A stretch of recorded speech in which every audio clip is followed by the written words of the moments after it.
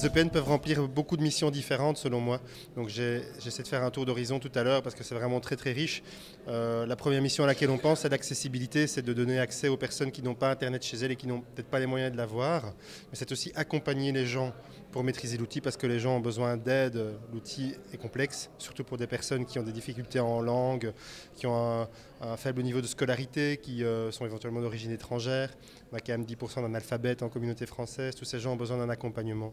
Mais c'est aussi un lieu où faire des démarches administratives ou personnelles, puisque de plus en plus de démarches passent par Internet, que ce soit les démarches vis-à-vis de sa commune par exemple. On a Irisbox à Bruxelles qui permet les démarches en ligne, ou les démarches personnelles comme chercher un logement par ImoWeb, ou pour ne pas les citer, ou passer acheter quelque chose, commander un CD, acheter une place de concert. Tout passe par Internet et donc il y a une certaine complexité à le faire quand on ne maîtrise pas l'outil, et en plus parfois remplir un formulaire, une aide est bienvenue. Donc la plus-value des espaces publics numériques, c'est qu'on n'offre pas seulement un accès à une connexion, on offre aussi l'aide et l'accompagnement qui va avec. Et cette aide porte sur l'outil, mais aussi sur ce qu'on en fait. Attention à décocher la petite case par laquelle on va vous envoyer du spam, etc., etc. C'est aussi un lieu de vie. Un lieu où les gens peuvent se rencontrer. Il y a des gens qui viennent dans un espace numérique alors qu'ils pourraient travailler à la maison, qu'ils ont la connexion mais qui préfèrent ne pas être seuls parce que leur travail est un travail qui suppose d'être seul toute la journée, chercher de l'emploi ou travail artistique. Et les gens préfèrent baigner dans un climat de travail où ils ont d'autres gens autour d'eux. C'est un peu, on échappe à la solitude et c'est porteur aussi parce que les gens peuvent se refiler des tuyaux et que la culture web, ça se fait beaucoup par le bouche à oreille.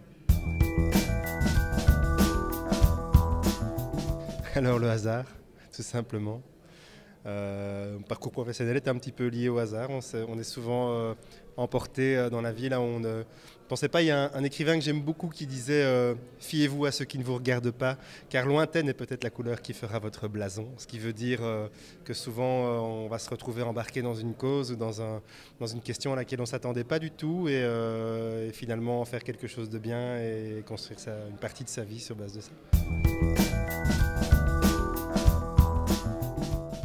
Un avenir durable comme un élément permanent du dispositif public, dans le sens où maintenir un service public local d'accès à Internet est quelque chose d'élémentaire à l'époque où de plus en plus de choses passent par là et ne passent plus que par là, ou alors on est pénalisé si on ne passe pas par Internet. Pour les gens qui n'ont pas les moyens d'avoir un accès, mais aussi pour les gens qui parfois se retrouvent privés d'un accès, ça peut nous arriver à tous d'être privés de connexion 2 mois parce qu'on change d'opérateur ou qu'on déménage.